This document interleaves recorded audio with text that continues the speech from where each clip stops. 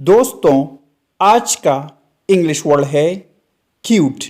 Cute का क्या मतलब है, आइए सीखते हैं आज की इस छोटी सी वीडियो में। व्यूअर्स जो भी नए हो तो चैनल को ज़रूर सब्सक्राइब करें।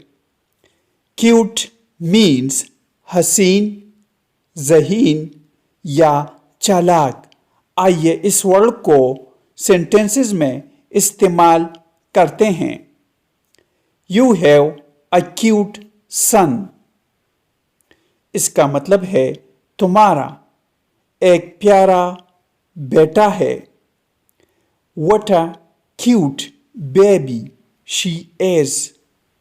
इसका मतलब है वो कितना प्यारा बच्चा है। व्यूअर्स वीडियो को लाइक और शेयर ज़रूर करें। Thanks for watching this video.